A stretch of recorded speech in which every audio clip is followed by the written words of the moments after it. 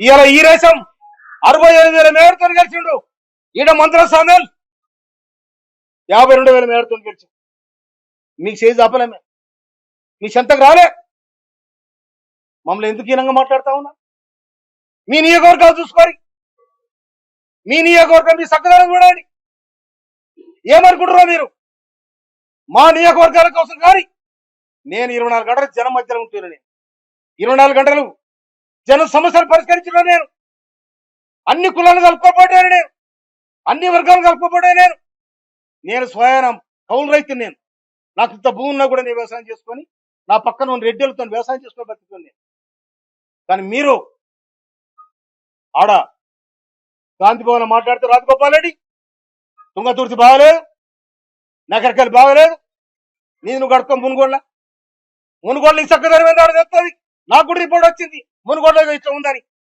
నాకు తా సమాధానం చెప్పాలి. నల్లగొండ మీరు రాజ్యం అనుకుంటారా? మీరు నల్లగొండ జిల్లా అంటే ఇది శ్రమజీవుల జిల్లా. బడుగు బలహీన వర్గాలు ఉద్యమాలు చేసిన తుంగతుర్తి పోరాడాల గడ్డ. ఈ పోరాడాల గడ్డలో తెలంగాణ పోరుబిడ్డ మందుల సామె ఖబర్దార్. మాకు గాని బడుగు బలహీన వర్గాలకు గాని బక్క చిక్కిన కూడా గాని మీరు చిన్న చూస్తే దానికి సమాధానం చెప్తారని హెచ్చరిస్తాను. కాంగ్రెస్ పార్టీ బతకాలి, రాహుల్ గాంధీ ప్రధానమంత్రి కావాలి. నీలాక ఇటు రాకపోతే అటు, అటు రాకపోతే ఇటు. బీజేపీకి ఎందుకు పోయిన రాజగోపాల్ సమాధానం చెప్పాలి. బీజేపీలో పోయి ఎందుకు పోటీ చేసిన రాజగోపాల్ చెప్పాలి. నువ్వు రాహుల్ గాంధీ ఇచ్చావు, సోనియా గాంధీ ఇచ్చావు, అన్ని మర్చిపోయి మళ్ళా కాంగ్రెస్ లోకి వచ్చి పోటీ చేసినావు.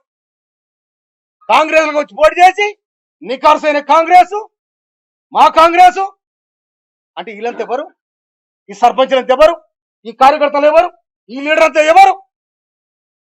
కనుక మళ్ళీ ఒకసారి తుంగతుర్తి కోసం కానీ నకరగలి కోసం కానీ మా మాదిగ సీట్ల కోసం, మా దళిత సీట్ల కోసం మీరు మాట్లాడితే దానికి సమాధానం దొరుకుతుందని కూడా మనం చేస్తున్నాను. మాట కూడా చెప్తున్నా నేను, గౌరవ ముఖ్యమంత్రి గారు మనం చేస్తున్నా నేను. 2 మంత్రి పదవులు మిగిలి ఉన్నాయి. ఒకటి లంబడోళ్ళకి ఇవ్వాలి, ఒకటి యాదవులకి ఇవ్వాలి. ఒకటి గిరిజన మంత్రి సీతక్క ఉంది, ఆదివాసి బిడ్డ. ఇంకొకటి ఇలా ఎస్టీ నుంచి లంబాడ జాతి నుంచి వాళ్ళు కూడా ఇవాళ ఎమ్మెల్యే గెలిచున్నారు. వాళ్ళ మీ ఇష్టం వచ్చినట్టుకి ఇవ్వండి, భర్తీ చేయండి. 106 గ్రామాలలో ఇవాళ లంబాడ జాతి బ్రహ్మాండంగా కాంగ్రెస్ పార్టీకి ప్రమాదం పట్టిరు. అదేవిధంగా యాదవులు ప్రతి ఊర్లో యాదవులు ఉన్నారు. అందుకే 2 మంత్రి పదవులు మిగిలి ఉన్నాయి.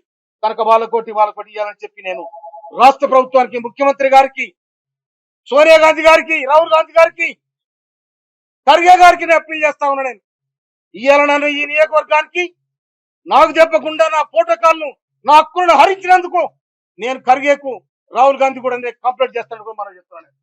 అందుకోసమనే నేను మీ కాళ్ళ చేతులలో కాలు పట్టుకొని నిలబట్టుకొచ్చాను కాదు. నేను కష్టజీవిని, తెలంగాణ పోరాట యోధుని. నేను తిండి లేక తిప్పలేక తెలంగాణ సోనియా గాంధీ ఇచ్చింది కాబట్టే ఇలా హీరోలమైన, లేకపోతే అంత జీరోలే. అందుకోసమనే సోనియా గాంధీ ఎందుకోసం వచ్చింది? మా మీద పెత్తలు చేయాలని మీకు ఇయ్యలే. మీ అంతలు మీరు బతుకుని మీ రాజ్యం మీరు చేసుకోండి. వాడు ఎస్సీలు ఉంటే వానికి ఎవరికి అవకాశం వాడు చేసుకోమని చెప్పింది. కానీ ఇవాళ మా మీద మీ పెత్తనం ఏంటి? మా మీద మీదులు ఏంటిది? మండలపాడు నేను 9 మంది మండల పార్టీ అధ్యక్షుల అభిప్రాయం తీసుకొని ప్రకటించిన నిన్ను ఆపేద్దాము. నీకెక్కడిది? ఎవరిచ్చి నీకు అధికారం? ఎవరిచ్చి నీకు? మళ్ళీ ఏలు పెడితే బరికి రావని కూడా హెచ్చరిస్తున్నాను. అందుకోసమనే